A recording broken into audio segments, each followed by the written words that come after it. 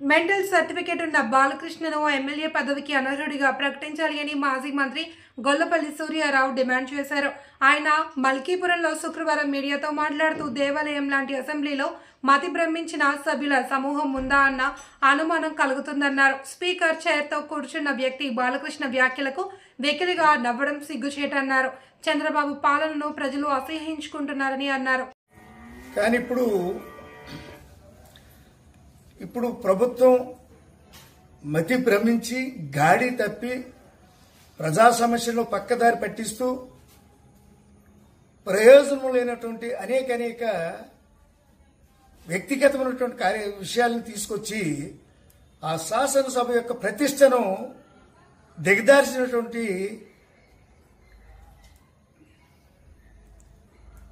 నాయకుడిగా, అంటే ప్రజాస్వామ్యతంగా నడవవలసినటువంటి ప్రజా సమస్యలకి ఒక వేదికగా ఉన్నటువంటి సమావేశాల్లో, శాసనసభ సమావేశాల్లో వాటిని ప్రక్కదోవ పట్టించి ఈ సభ మతి భ్రమించినటువంటి సభ్యులు సమూహంతో ఈ సభ జరుగుతుందా అన్నటువంటి ఒక ఆలోచన ఈనాడు ఆంధ్రప్రదేశ్ ప్రజల్లో కలుగుతూ ఉంది. అక్కడ డిప్యూటీ స్పీకర్ చైర్లో కూర్చున్నారు. ఆయన యొక్క వికృత శాస్త్రాలు ఏంటో ఎవరికి అర్థం కావట్లేదు. ఎందుకు నవ్వుతాడో తెలియదు, ఎవరిని ఉద్దేశించి ఏం మాట్లాడతాడో తెలియదు. వచ్చినటువంటి సమస్య ఒక వేరే సమస్య సందర్భంగా సంబంధం లేని శాసనసభలో లేనటువంటి నాయకుడు, ఈ రాష్ట్రాన్ని 5 సంవత్సరాలు పరిపాలించినటువంటి అనుభవం కలిగినటువంటి జగన్మోహన్ రెడ్డి గారిని సడన్ గా బాలకృష్ణ గారు ఆయన పేరు ప్రస్తావించాడు. ఆ ప్రస్తావించడం కూడా చాలా బాధాకరం. ప్రజాస్వామ్యానికే సిగ్గు, శాసనసభకు మరీ సిగ్గు. శాసనసభను నిర్వహిస్తున్నటువంటి ఆ సభా నాయకుడికి ఉన్నటువంటి చంద్రబాబు నాయుడు సిగ్గుపడాలి. ఇవాళ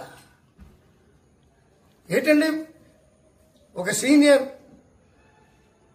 శాసి రాష్ట్ర సమస్యను పక్కదోవ పట్టిస్తూ ప్రజలను అయోమయంలో పెడుతూ మాలాంటి వాళ్ళు బయట ఉండి ఏదైనా మాట్లాడతారంటే మా మీద కేసులు, మమ్మల్ని అరెస్ట్ చేయడాలు.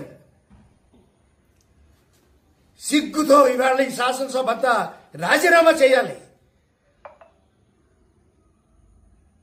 5 సంవత్సరాలు ప్రజాయుతంగా ఒక గుడ్ గవర్నెన్స్ అనే పేరు తెచ్చుకుని భారతదేశంలోనే మున్నెన్నడూ లేనటువంటి సంక్షేమ కార్యక్రమాలను ప్రవేశపెట్టి వాటిని త్రికరణ శుద్ధిగా అమలు చేసి మంచి పేరు తెచ్చుకున్నాడు. ఓటమి గెలుపులు ఇవి సహజం, కానీ ఓడిపోయిన 40% వచ్చినటువంటి నాయకుడు భారతదేశంలో ఎవరైనా ఉన్నారంటే అది వైఎస్ఆర్సీపీ పార్టీ ప్లస్ జగన్మోహన్ రెడ్డి గారు. అలాంటి నాయకుడు 40% ఓటు తెచ్చుకుని ఈ దేశంలో ప్రతిపక్షంలో ఉంటూ ప్రతిపక్షంలో అసెంబ్లీలోకి రానివ్వకపోయి వస్తే ఆయన అపహాస్యం చేద్దాం, ఆయన సిగ్గుపరుద్దామని ప్రక్కనకు చూస్తున్నటువంటి మీ అందరికీ బయట ఉండి మిమ్మల్ని అందరినీ